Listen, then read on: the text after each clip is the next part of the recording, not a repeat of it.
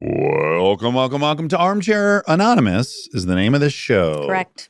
It'll never get easy for me to say. It's a hard one, even though you have experience in the anonymous land. That's right, but I'm supposed to say Alcoholics Anonymous beforehand. So once I'm on one paired word, I'm off. Also, as I told you earlier, when I see the word jury duty written on a piece of paper, I see Judge Judy. Yeah, I understand that. Because I put the J on the duty. Oh, Judy. Oh, yeah. Yeah, I swapped the D and the J, which would really be Dury Judy. But anyways, I see Judge Judy. Yeah, or should we have her as a prompt? Tell us a story about watching Judge Judy. Yeah. My friend has just become a judge. Ooh. And he was telling me a little bit about it. And I was like, that sounds really fun. You kind of are Judge Judy. He's like, people are lying to you like you just can't imagine. Yeah. And you kind of got to weed through it and kind of call them out on the lie. Yeah. And I'm like, yeah, I think that's what Judge Judy did. Well, definitely what she did. So expertly. Can we do a judge prompt? Or they're not probably allowed? It would just be my friend. Well, he's probably and he's not only allowed. been doing it for a couple months. Okay, you're right. But he already has about 100 stories. Wow. So maybe, yeah. Fun. Yeah, if you want to see some action, kind of like 7-Eleven, if you want to see some action, become a judge. It's super easy. This is jury duty. Tell us a crazy jury duty experience. This one's quite safe. And my sweet, sweet longtime friend Tim Lovestead is making an appearance. That's right. Yeah. Friend of the pod. Well, now officially, per your new definition. Please enjoy Jury Duty or Judge Judy. Hard times come and go. Good times, take them slow. My life, I had them both. Remember one thing, you gotta know, I'ma keep on shining. Hi. Hello, is this Allie? This is Allie. You sound really good in my headphones. Oh, thank you. Are you feeling that audio, Monica? It does sound nice. Are you in the closet? I am in the closet just for you. And Monica, I'm in a closet in Duluth, Georgia. Are you serious? I sure am. So every time I hear you talk about Duluth, I'm like, there's my girl. Wow. Oh, this is so exciting. And I also went to UGA. Oh, my God. Did you major in PR? Theater and PR. I did photojournalism and public health. Nice. So weird combo. Well, you could photograph ill people in the public. You never know how the two will come together. You really can't tell. Allie, did you serve jury duty in Duluth? Yeah, Gwinnett County. I'm already so connected to the story. Do you want to ask her any geography questions like I do? Might be the time. I did ask for her exact address. And do you want to ask her if she has any same favorite restaurants? What about in Athens? Have you been to Last Resort? How could you go to Athens and not go to Last Resort? Have you had the cake, the strawberry cake, my favorite cake in the whole world? Of course. Oh. Or she goes, I'm sitting on one right now. Oh my God, Cecilia. They have a chicken dish there that is just the best. Wow, this is a thrill. I love this. I hope I run into you next time I'm home. I'm surprised I haven't. Well, I gave you my address, so come on I'll over. come stalking. Okay, set the scene for your jury duty experience. It involves not only the man on trial, but also a fellow juror. Perfect. It actually happened in December of 2024, so not that long ago. And it was my first time ever being summoned for jury duty. So I didn't really know what to expect. And as it got closer, friends and family would be like, oh yeah, I've done it before. And it was for a small claim or a civil dispute, nothing big. So I didn't really think I would get any kind of juicy case, but I reported for jury duty and they said, okay, you're at Superior Court, which means we try felonies, criminal cases, and monetary cases over $25,000. Okay. Oh, yes. And so we get brought into the courtroom and they say, you are being considered for a murder trial. Oh, that's the jackpot. Yes. And I never imagined that I would actually get picked for a murder trial, but here we are. And so it turns out it was for a road rage incident where he shot and killed a man in the middle of the night on his way home from work. Oh my God. Oh, boy. And so as we're in jury selection, it gets even more interesting because there's the table with the prosecutors and the table with the defense attorneys asking us the questions. And we learn that the man sitting at the defense table is not only the attorney, he is also the defendant. He is the man accused of murder. You're Always not a terrible supposed idea. to do that. Yeah, never really works out. He has decided to be his own attorney for a murder trial where he is up for life in prison. Oh my God. Well, I hate to be rude, but he already showed pretty poor judgment in the road rage incident. It shouldn't be shocking that he's like, I'm definitely representing myself. Now, the attorneys, if I'm to believe movies, right, they go through a whole round of jury selection and they're asking you questions trying to find out how biased you may or may not be. Do you remember what questions the first-time lawyer/defendant asked? It mainly was the prosecutor asking questions, but they did ask every single person, do you think you can be a fair and impartial juror? And someone in my group said, no, I don't think I can. To which this man said, why? And to this man's credit, he looked at him and said, because I think that anyone who is going to represent themselves in a murder trial is stupid and uneducated. Oh my. Sure, okay. sure. Honesty abounds. Yeah, I'm glad he said it. Someone had to say it. He stared at him for a very long time, wrote some notes in his notebook, and said, got it. Thank you. And I was like, oh my God, I hope this man's okay still. He's also saying that to a murderer. That guy's stupid. Well, I would argue if I'm the prosecutor, I keep that guy. That guy's definitely voting my way. Yeah, but they both have to agree. I know, but the other guy doesn't even know what he's doing. It might slide through. We'll Okay. see. All right. Well, let's see. He did not make the cut. I just imagine the defendant asking you, like, juror number 9, do you have a boyfriend? You really have a picture of him. That's funny. You've been in road rage situations. I could see it not normal. This is like You. I've been watching so much You, the serial killer show. So maybe I'm just sympathizing. But I think a kind of normal-ish person could find themselves in this situation. No one will like this, but this is the truth. I have had the impulse to carry a gun in my car several different times. And I have always decided you can't have a gun in the car because you have had road rage incidents. And Yeah, if like that's someone great. pulls one on you and now you have one, we're going to the next level. Yeah, but not everyone has your history of thinking about yourself and your issues. And like, I have road rage, so I right. guess I won't. Most people aren't doing that. Some people don't have a big frontal cortex. They just aren't doing the same reflection that you are. In Georgia, I could see someone carrying a gun and a lot of people carrying guns in their car. Whatever, I love him. I love them.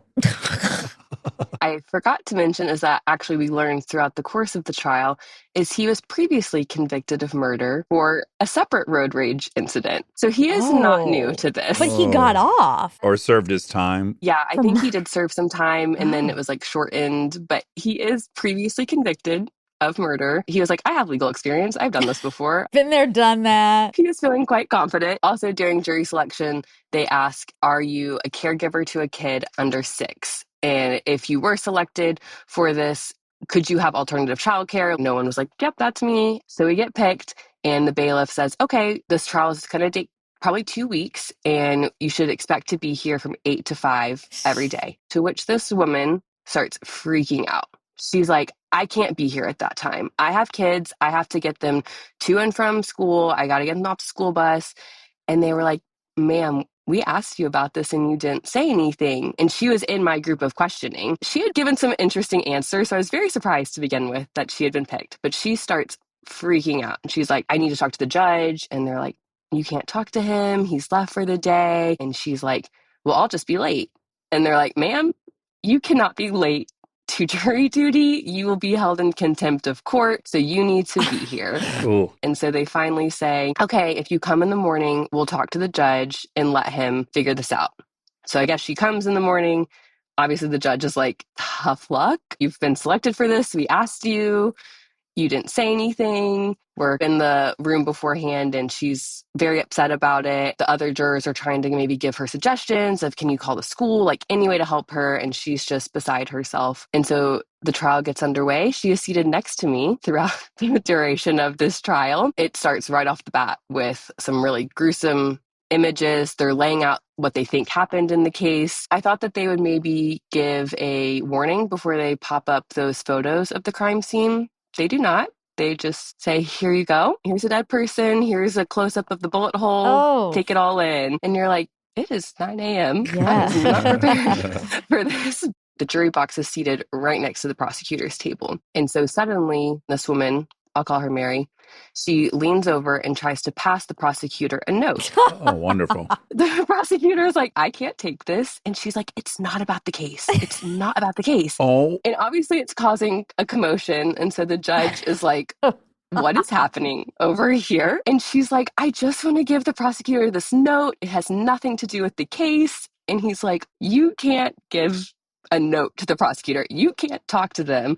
What is it about? And she's like, it's about what we talked about this morning. I want him to advocate on my behalf. And this judge is like, you will be on this jury. You will be here every single day from 8 to 5. I don't know what to tell you, but the judge makes the final call. also, P.S. lady, it does have to do with the case. Yes. She continues to flip out and she kind of just like stares at the floor the rest of the day. All the rest of us are taking really vigorous notes. It's like a very complicated case. As the case progresses, I also start to notice that because the defendant was his own attorney, they had to put in some like rules in the courtroom that probably didn't exist if just a regular attorney was there. Like there's tape on the floor and he couldn't cross it because it would be too close to the jury box. Wow. He also couldn't go and hand evidence to the witnesses. So this put a lot of extra work on the prosecutor, and he did not have a laptop, and a lot of the evidence was video surveillance footage.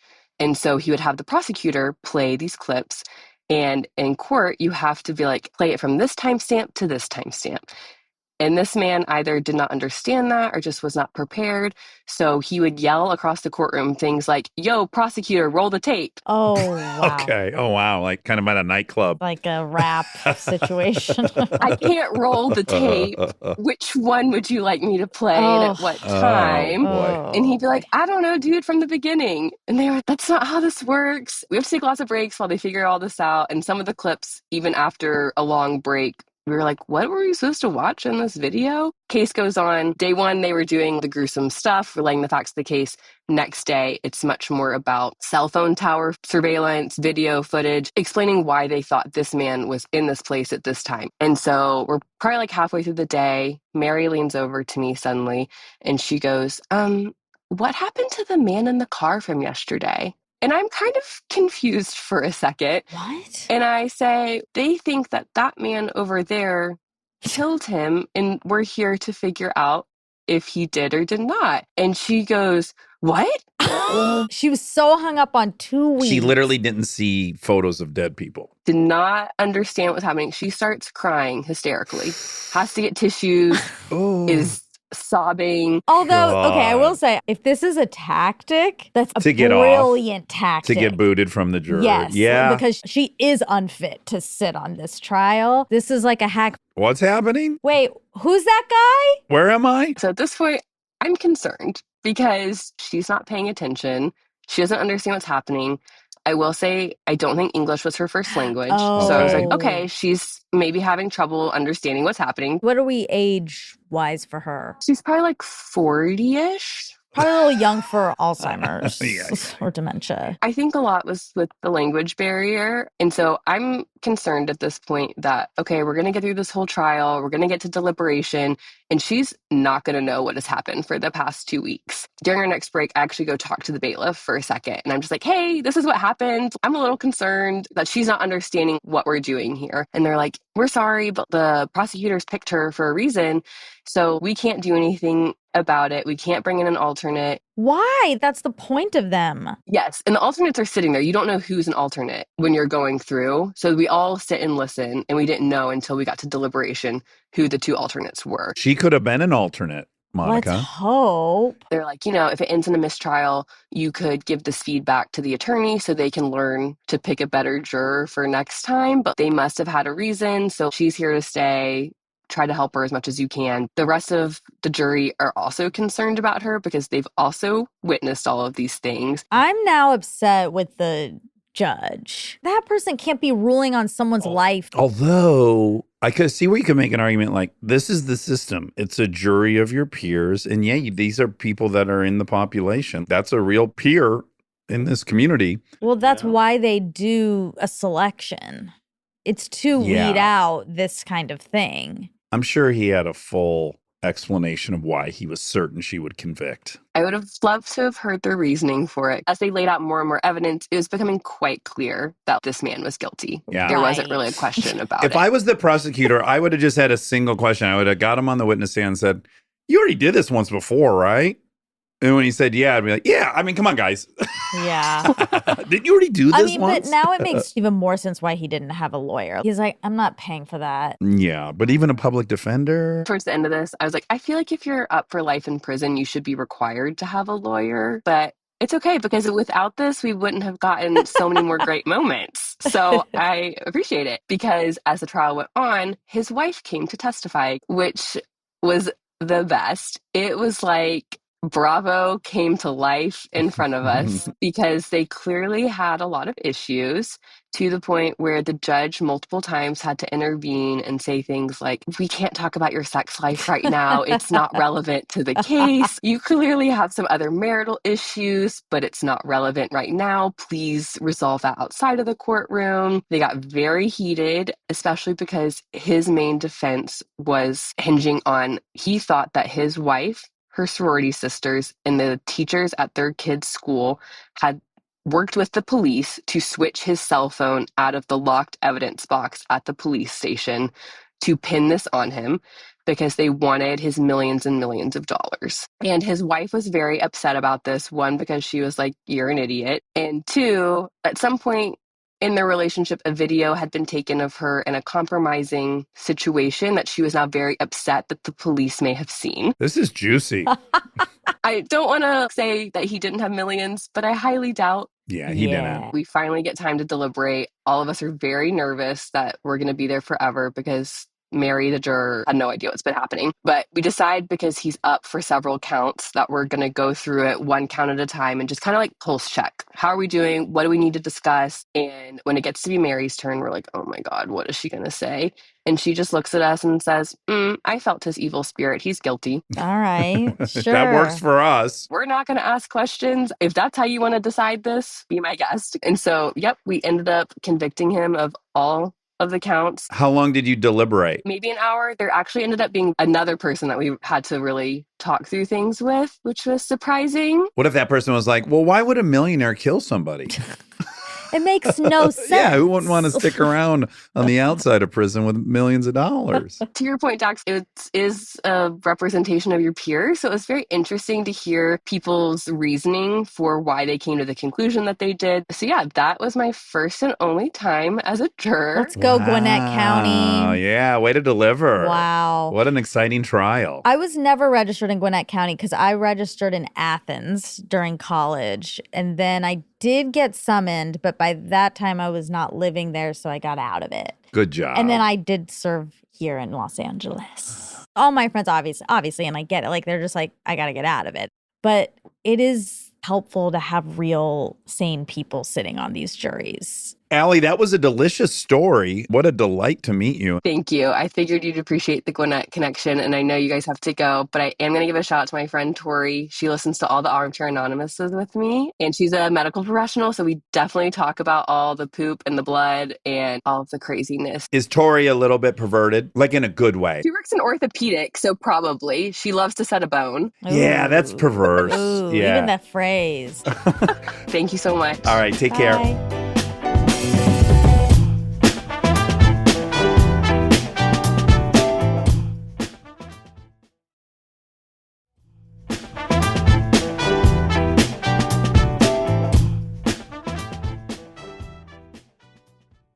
Hello, is this Lauren? Yes. Hi, let me just look at your garments. Love to just check in with what kind of garments are hanging. A lot of stripes. Someone loves stripes. I do like a stripe. I'm with you. Where are you in the country? I am in Columbus, Ohio, Oh, wonderful.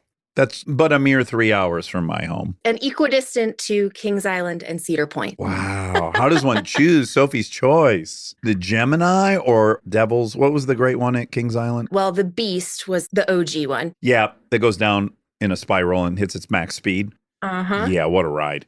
Okay.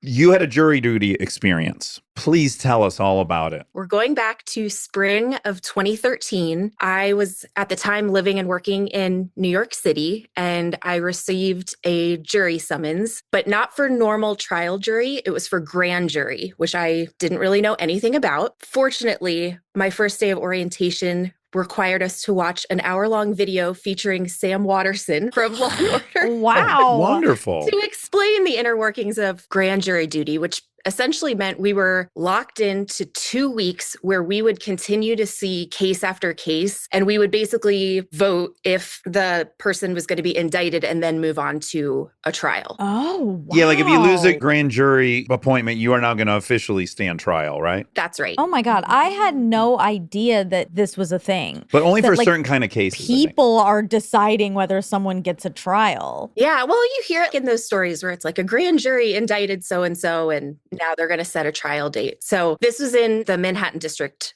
courts. So I was downtown in that Law & Order building. And for the next 2 weeks, we saw more than 40 cases. So there was everything from burglary to a purse being snatched in Times Square. There was a really juicy prostitution sting in Chinatown that required a translation service to come so we could hear all the juicy details. This is fun because it's like speed trials, right? They're going to lay out like their Yeah. 5 best pieces of evidence and you determine whether that's sufficient. Exactly. Most of these, it was like in and out. It would be the undercover cop that comes in, shares the testimony. We say yay or nay, and we're on to the next one. Of all these cases that I saw, there was one that was truly the wildest case I have ever seen. So it started off in a very weird place, and it just did not get any more normal. The attorney comes up to sort of introduce the facts of the case and says the defendant in this case, his name is Dan Sandler, but he insists on going by Adam Sandler. Oh, perfect start. And we did find out later in the testimony that he did insist on everybody calling him Adam Sandler because he was a fan.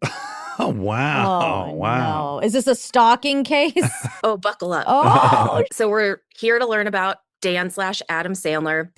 And he's not present, by the way, I should say. So the first person to come in and really share her testimony was the primary victim in this case. So she was a middle-aged woman. I thought she looked very teacherly, very wholesome. And we find out that she was a top executive at Girl Scouts of America. Their headquarters are in Manhattan. For the next probably 4 or 5 hours, she shares her testimony with us where this person, Dan/Adam Sandler. Yeah, let's call him Adam Sandler. yeah, let's be respectful. Yeah. Okay, so Adam Sandler had a temp job as like an IT person in the office of Girl Scouts of America. He had gone into her office to fix her computer. They had chatted. She was friendly to him. He kept finding different reasons to pop into her office over the next couple of weeks, Ugh. started asking her some more romantic questions, and she shut that down. Amidst this escalating, the employer found out that he actually had a criminal record, and so he was let go. But his criminal record actually was a result of him moonlighting as an off-brand Elmo in Times Square. Okay, so he wasn't paying the royalties to be officially representing Elmo. It was absolutely an unlicensed Yeah. Elmo character. Okay. And he had gotten in some hot water for harassing children and families There we go. in Times Square and leveling some boisterous anti-Semitic rants. Oh, A racist Elmo. Adam Sandler? He probably doesn't know he's Jewish. Yeah, he definitely doesn't. So he loses his job, and that's actually where things really escalate. He was IT, so he had access to all of her contact information, all of her personnel file. He's calling and texting her, leaving her voicemails hundreds of times a day, showing up at her home, making increasingly wild threats. And that's when she starts saying that she's going to get law enforcement involved. Well, it's at this time that he decides he's really going to go bold, and he threatens that he is going to put out a salacious story about Girl Scouts of America, that they are facilitating these very un-Girl Scout-like arrangements at their camps. Sex trafficking. Exactly. His request, and I did look at some media reporting on this just to get it right. So the specific request was, I want you, the Girl Scouts of America, to hire me for $150,000 a year. Just give me a job. Yeah. Or a $2 million cash settlement. So that he doesn't reveal. Yeah, even though he's the one on trial. Yeah. What was so sad was just we had to listen to every single voicemail. Like they had to enter in every piece of evidence. Most of the cases we heard were like in and out 10 minutes. This, we had to sit there for 6 hours listening to these just horrific voicemails that he left this poor, sweet woman. I just felt so awful for her. Over the next couple of days, we heard testimony from other colleagues, other people that had been involved in previous incidents that he'd been wrapped up in. But in the end, no surprise, we indicted him and he did go off to trial. I believe he pleaded out for some lesser charge, but I think he did do about a year in prison. In all of our stalker stories, nothing happens to the stalker ever. So I like this. Yeah. Voicemails gotta help. I guess. But even with some of them, they know. They have full evidence. They're just like, until he touches Until you. he kills you. Yeah. It was lucky they got ahead of it. So you didn't get to see Adam Sandler, actually. We didn't get to see him. We just got to hear his very terrifying voice. What if he did an Adam Sandler impersonation? I always say a story with Adam Sandler, Elmo, and the Girl Scouts you would think would be more wholesome than this one. Yeah, you're right. That's supposed to add up to something very life-affirming. I hate to say it, but I would love to have an Elmo in Times Square say something worthy of getting punched so that I could punch someone in the Elmo outfit. You want to punch Elmo, but... I want to punch a human Elmo, I yeah. understand. In defense of righteous causes, of course. I like that. Well, Lauren, it's lovely meeting you. Thanks for sharing that story. I so appreciate the opportunity. This is a blast. Thank you so much. All right, Bye. bye-bye. Bye. One of the major sim moments of my entire life is that me and my roommate, shout out Rachel, we were summoned at the exact same time for jury duty. Whoa. We were both picked and our trials were in rooms right next to each other. That is impossible. Isn't it? Yeah, in a city of 8 million people or however many. So we got to go to lunch together. Oh, that's lovely. They always break at the same time? Yeah. Oh. Hi. Hi, Stacey. Oh, cute shirt. Thank you. You've augmented your Ted Seeger shirt. It's really cute. Yeah, it's a little bit over the shoulder. It's a little flash dance. Oh, Love very it. flash dance. Not even just a little. Where are you at? Specifically, I'm in a nursing room. So I run a childcare center for a corporate client so they can bring their children to the center at their workplace. Oh, lovely. In what state are you in? Pennsylvania. Pennsylvania. Nice. Beautiful place. Bethlehem, specifically. Home of the Peep. What's Oh, the wow. peep? The peep. The Oh, the little peep. marshmallow. And how many times have you been to that factory? They don't open up to tours anymore, but I drive past it almost every week. But did you grow Oh. up there? You must have gone on field trips. Yes. We have a giant peep drop at New Year's Eve, too. Oh, fun. That's hilarious. Okay, so where was your jury duty experience? Okay, so do you know the song Allentown by Billy Joel? And I'm here in Allentown. Do, do, do, do. So this takes place in Allentown, not far from Bethlehem at all. And it was in 2013, and I got a summons for a homicide trial. Ooh. The kind of heaviness of this all started to settle in when I realized this defendant had just turned 19. So when it happened, he was 18, and so was the victim. And Pennsylvania has the death penalty. Oh, Ooh. this is a lot. It is. Philosophically, does someone that committed a murder deserve to die? And I'm not a religious person, but I certainly didn't want to be the reason that this young man is put to death. Yeah. For sure. It's a lot of responsibility. In addition to that whole circumstance, I have really bad panic disorder, especially in places that I think I can't leave. So planes, trains, boats, anywhere I don't have control of the situation, mostly because I have IBS. Oh, wonderful. Oh, Yeah. interesting. Yeah. When I'm in an airplane or I'm going on a trip, I don't eat at all before I get on the airplane. And I don't eat at all while I'm on the airplane because I have a fear. And your stories on Armchair do not add anything to my fear and my panic. I know it can happen anywhere if you learn one thing from this show. So I was really careful about eating breakfast and making sure that I didn't have anything in my stomach going into the trial each day. We knew it was going to last probably a week minimum, because it was a homicide trial and it was very heavily publicized. There was press there every day. For our small little town, it was a big deal. I don't know, but a couple days in, I was feeling probably a little bit brave. My anxiety started to just wear down a little bit. And I make these things called sun butter balls, similar to peanut butter cups, but they're made out of sun butter, which is a sunflower seed spread. And I roll the sun butter up with powdered sugar and I make a ball and I dip it in chocolate and then I freeze it. And it's super yummy. I've had these. They're delish. But you can't eat just one. So I probably had 5 or 6 of them. Of course. And a cup of coffee or 2. Sure. We're really loading the chamber. So I head into trial this day and I'm sitting in the juror box. You have to listen to all the evidence, and they had a lot of video testimony. Sitting there, I started to feel that little gurgle, that little twinge in my lower belly. I'm sitting there and I'm thinking, okay, relax. We're going to break for lunch at some point. You can probably get through this, but it's working its way around. And it's chocolate and sugar and coffee. Yeah. It's not a good combination. No. Even for someone without IBS, this is problematic. My panic settled in.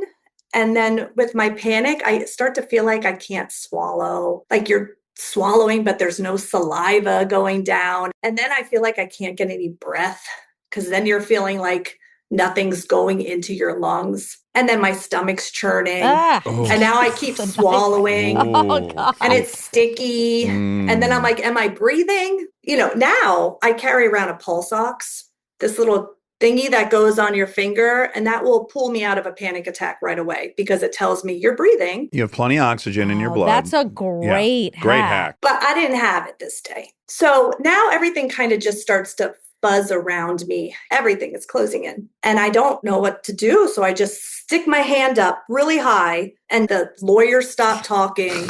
The murder trial stops. The whole courtroom just stops. And the judge looks at me and I'm like, I have to go to the bathroom. So he's like, okay, I guess we're calling a recess. Files everybody out of the courtroom. We have to go all the way back to the deliberation room. This is a nightmare. I am now in full-blown panic attack. Plus, I have to go to the bathroom. So they lead me into this little room and I'm just sitting there. I do what I have to do and it's not pretty. Sure. It's just not good. And then I'm like, I don't want to go back out there. I'm totally mortified. Yeah. So I just sit there. And you're hoping that the smell will dissipate over time? Is that the goal? I don't know what I'm hoping. You just want to disappear. Just that you'll vanish. Yeah. Somehow magically.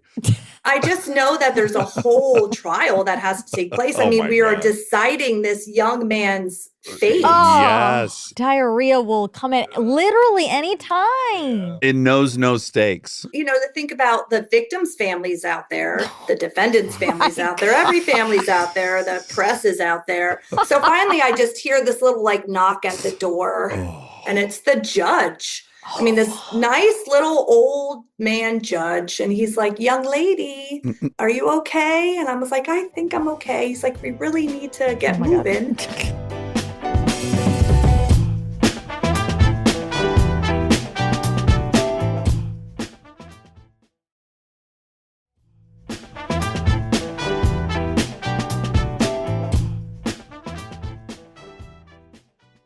So I come out. That whole day was kind of a blur. And the trial progresses. It goes on for about a week. We all have to come to some conclusion, and a unanimous conclusion, what we're going to decide for this young man. We decide on 3rd-degree murder. So no intent, because he was having an altercation with his girlfriend's ex-boyfriend. He fired at the car with a gun during an altercation. The bullet went through the car, killed this other young man. So we really decided he wasn't going to get the death penalty. The trial ends, and they have to escort you to the parking garage by a police escort because they don't want you in the mix of the press or to be seen by any families. So it just happened during this jury duty that I was placed on the jury with one of my family's mothers. So one of the children that I take care of, she was on the jury with me.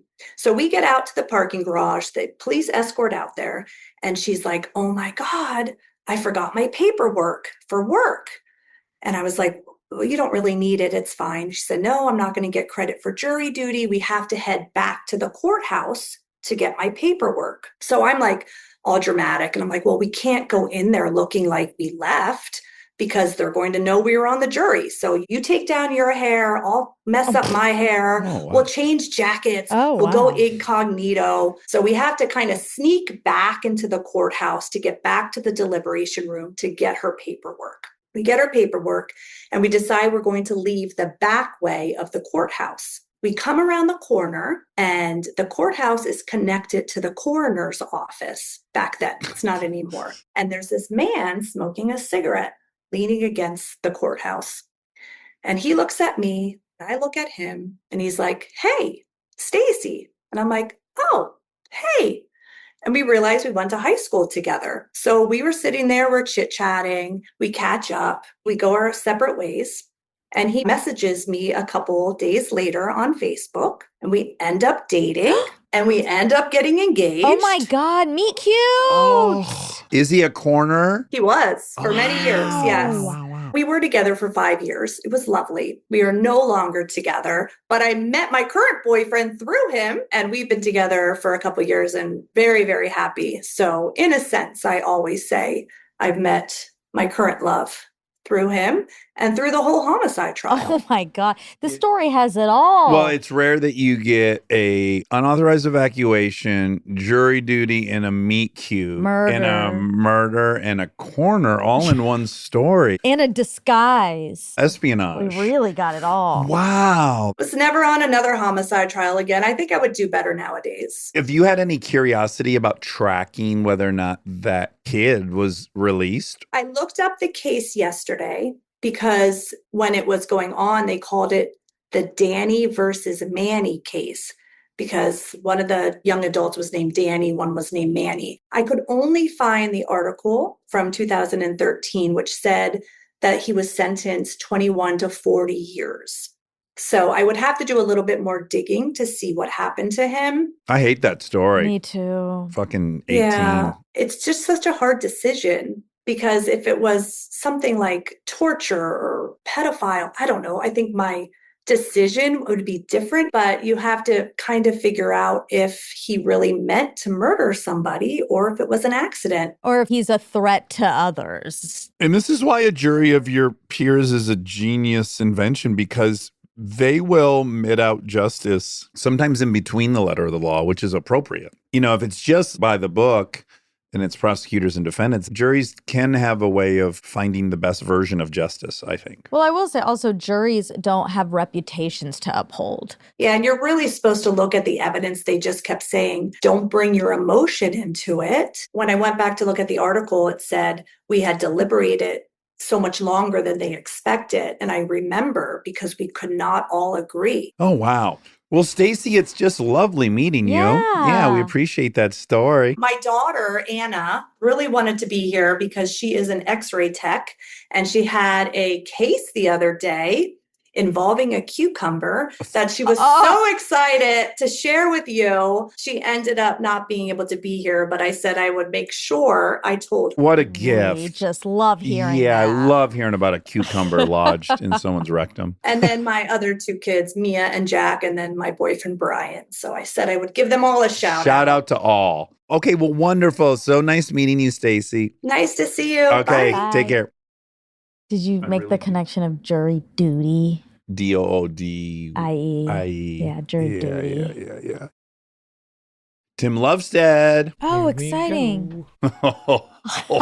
Oh, boy. Look at this. Really good to see you guys. Okay, so for the listening audience, we're joined now by one of my very first friends in Los Angeles, the esteemed Tim Lovestead. We went through the Groundlings together. We've done every darn thing together, haven't we? We've done a lot. Some of it we can't talk about. You know what I probably miss the most is how much you and I drove around in your Tacoma pickup truck in Hollywood and just interacted with people. It was like friendly heckling. Hecklers that are like funny and have a good spirit. Yeah, we would always compliment people, but in a very crass way. So like we would say like, hey, sweet fucking hat. Right. It's a compliment, but there was swearing, an aggressive compliment. Yes. And a lot of shouting because I have a very loud voice. So it kind of would startle them.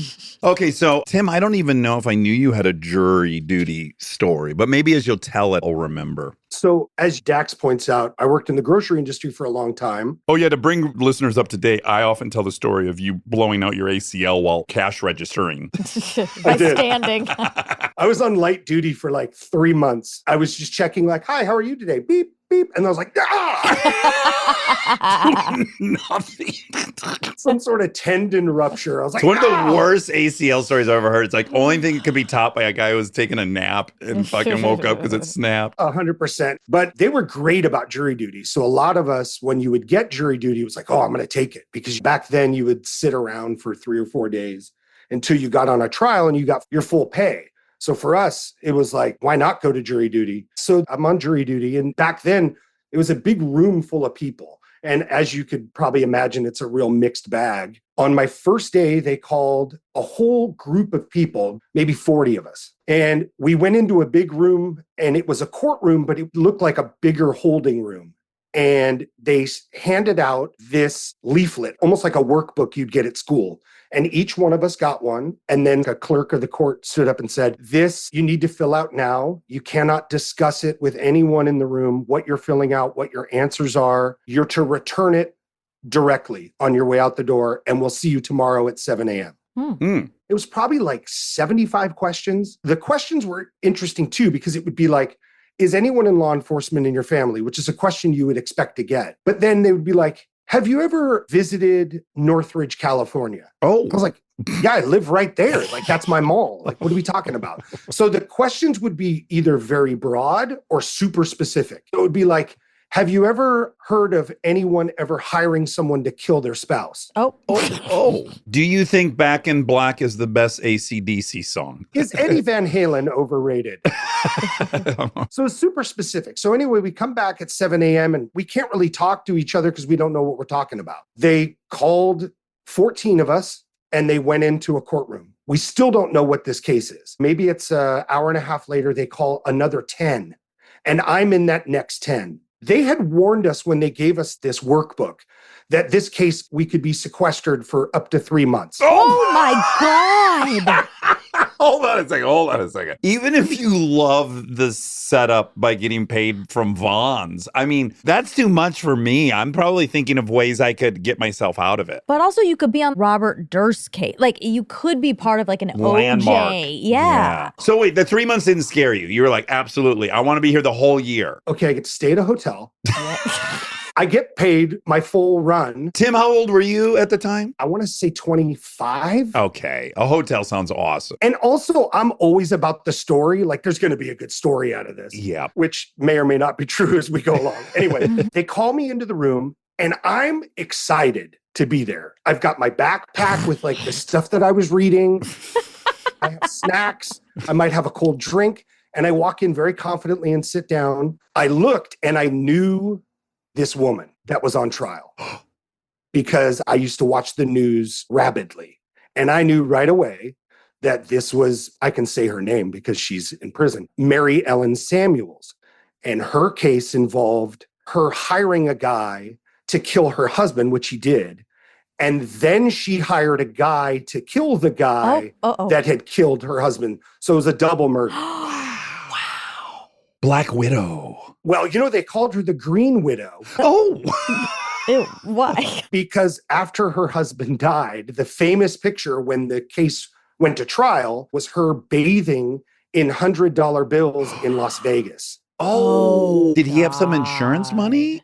Yes, insurance and pension money. And so I knew right away, I'm like, Northridge, that's where it happened. Like I was locked in. But more than anything, I didn't want to look nervous. You know that previous knowledge of the case is likely to get you booted off the jury, right? Or that's my understanding. So are you going into this going like, well, I'm going to lie my ass off and just say, I've never heard of her? No, because I think this was obviously pre-OJ, but they knew that people knew, especially in the LA area. I think some of the questions involved like, how much do you watch local news? And you're like, all of it. 5, 6, 7:30, I'm all over it. So I'm sitting there. They've got 12 up there and 2 alternates. And they'll go, juror number 1, you used to work for this cleaning company. Yes, I did. Okay, we'd like to excuse that juror for whatever reason. They're popping people on and off. So they call my number to go up there. Oh my God. So exciting. So scary. So I go up into the jury box and I shit you not, I'm as comfortable as someone could be. I put my backpack down. I look around. Hey, okay. Yeah, hi. You would think I was at a barbecue. I was so excited. Oh, you're juror 8, I'm 9. That's fun. Yeah. And so I sit down and the prosecuting attorney goes, whatever my number was, juror 75. You look very comfortable up there. I said, yeah, I do. She goes, we'd like to excuse juror number 75. Fuck that. Oh no. For being too comfortable. That's so sad. She just doesn't want that guy persuading people on her jury. You were too Boy Scouty. Too excited, and literally picked up my backpack and looked around. I was pissed off. Yeah, like these people, you're going to miss me when I'm gone. So I left, and back then you just get thrown back in the pool. You look like a jerk coming back like, yeah, I didn't get on a case. Guys, don't get comfortable. Yeah. It's like an audition. They give you notes. You have to go and like think on them, come back. Also in my head, I'm thinking, well, that was it. Like that was going to be awesome. This is your last day of jury duty. So you were going to get on the hotel room circuit and you blew it. Had you packed an overnight bag? Like, were you so certain you might be sleeping at a hotel that you brought your swimsuit with you that day? Oh my God. Honestly, this is so embarrassing. I was like, do I still have to pay rent at my apartment? Like, is there something I can work out with the judge? So I get on this next jury thing and it's much smaller. We sit down, there's 12 of us, 2 alternates. The prosecuting attorney, they said, do you have any objections? They may have asked us a couple of questions, but it was quick. It was like, okay, trial starts tomorrow. Oh. So we show up, it's a criminal case, and this guy, it doesn't look like he got those clothes from home, his suit. It looks like he might still be incarcerated. You're not supposed to think that, but we could all sort of see. And this guy was staring at all of us like he wanted to kill us. He was mad dogging the jury. Not a great strategy. So we're on the jury, and this case involves this guy who was a burglar who went into houses in Van Nuys and creeped in people's windows and stole jewelry. And then we go through residents telling their story. Oh, I saw a hand come in and an orange van drove away. And so we're all writing it down. Side note, don't take an orange van to a crime. It's so memorable. Shaggy and Scooby were hanging out the side. So the next day we come in and there's a guy in an orange jumpsuit in the witness stand. And he's looking all the women who just happen to be in the front row of the jury box. He's looking them all up and down. The judge says, okay, we're going to start the trial. And he says to this guy in the jail outfit, you promise to tell the truth, the whole truth, and nothing but the truth, so help you God. And he goes, fuck no. Oh, great. And all of us are like, what do we do now? So the judge says, we'd like to dismiss the jury. We come back in and the judge says, you're to ignore what you just saw. Don't let it in your mind. So the clerk comes up and says, do you promise to tell the truth, the whole truth, but nothing but the truth? And he goes, fuck no. Oh my God. Are we allowed to remember that one? We leave. Oh, Jesus. And meanwhile, every time he says, fuck no, he walks by the jury box and he's looking at these women. It's crazy. So we come back in now after the second time. The judge says, you're to ignore everything you saw. He's not here. He's not in the room. So we go on with the trial, and there's probably 15 counts against this guy on burglary. 3 of them, rock solid. Fingerprint, saw the guy, saw his van. Is that your van? Yes, it is. The whole thing. So we go in the jury room. The first 3 are very easy. But the last 12, it's like they just threw him in there. There was no evidence. There was no nothing. But all the women are like, no, fuck that guy. He's going away for a long time. I don't care if there was no evidence. We spent all of a day talking. This isn't what the case is about. It has to be based on the evidence. Were you taking a lead role in that, be honest, at 25? No, there was a really good foreman. It was this guy who was like a construction guy, and he had his own construction company. So I think he was used to that sort of teamwork thing. I was just popping in when I could, but not really too much. So we go out. We're ready with our verdict. He's guilty on 3 counts. They escort the guy out, and the lead detective comes over and talks to us and says, what happened on those other counts? At that point, we had developed our story. Like, there was no evidence. The evidence wasn't good. You guys just threw him in there. And the guy goes, yeah, that's because it was that guy's van. And we basically seized his van illegally. All the evidence was illegal, so we couldn't present it here. But he's very much guilty of those other 12 counts. And basically, they knew they couldn't present it because that guy in the orange jumpsuit was in prison and felt wronged by the bad evidence, and that was still pending. He basically had come out to show his friend, I'll never testify against you. And it's a nice drive out to Van Nuys and not being in prison all day. Yeah. Whoa. All the women on the jury, of course, were like, see, we should have just prosecuted him. Women are always right at the end of the day. I think that's the lesson. You did the right thing. They did not follow protocol. Yeah, but if I had gotten on that first case. I know. Oh, boy. I know. How long did that trial end up going? Did you follow that at all? I did. It was 3 months. And then she did get 2 life sentences and she's got the death penalty. She did. Really? She's still alive. The Green Widow. She's still on, but they we don't sentence have people it to anymore. death row, but no one ever gets killed in California. I didn't know we had it anymore. I don't know if we do anymore, but mostly people get sentenced there and then it doesn't even happen. Wow. Yeah, she's still the Green Widow. I'm dying to see that photo of her That would've swimming been around in so some cash. cool. Was it televised, that one? No, obviously it was before OJ and all those, but it was pretty famous. Wow, so you just were going as many times as you could because you were getting out of work. Yeah, and I was like, okay, so I got to sit in this room and read 3 or 4 days, and they paid you, and it wasn't too bad. It's a good attitude to have. Well, Lovestead, I love you. I love you guys. I do want to say today is Vinny's graduation day, and that's my son, Vinny. He's an avid listener of just Armchair Anonymous. That's how it is. You don't want to fuck with the feelings, just the diarrhea. Yes. All right. So fun to Thanks have for you as a chatting. guest. Thank you for all you do. I'll see you at the next roller skating event. Oh, Yes, you will. And thank Mallory for letting us commandeer his workspace. I will for sure. All right. Be well. Bye. Well, sit on the. Ew. Oh, That's her. That's her. That's her in the money. She seems cool, kind She of. seems happy. I could see wanting that photo, but I would be, and this is so inconsistent with me putting my shoes on everything, but I wouldn't want all those dollar bills on my skin. I don't think you're thinking of that when you're doing what she's doing. No, You know? you're not worried about germs. No. It's on her vagina. It is, yeah. I mean, how much would it cost you? What's the price tag the next time you pee to wipe with a dollar bill? Oh, Yeah. so there's like wetness. The real number. The real number, wipe with it once. Or until dry. They're not very absorbent. I do it for $5,000. All right, now really think of it. You grab the dollar bill. Imagine holding this dollar bill. Do And I now see you're stuff on it? Yeah, it's a fucking old ad. You got it from 7-Eleven as change from buying a pack of cigarettes. Oh, Maybe even worse. Maybe it came out of the tip jar.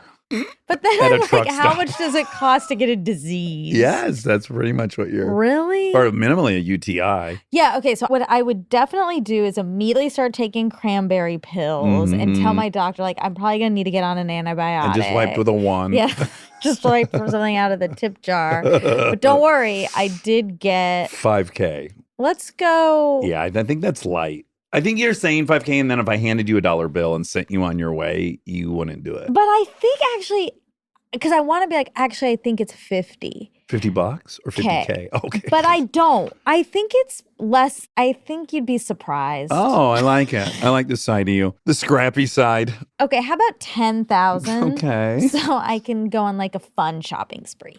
Now, if I were in my 20s and I was listening to this, I would be like, $50. guys, I would eat a dollar bill for $100 I know. and swallow it. Well, I'm sorry, you're putting me in this No, I know. If position. you ask me, I'm also screwed. It's how much would you pay for maybe AIDS? Well, I don't think AIDS can live on a dollar bill, but a UTI for sure. All right. All right. Love you.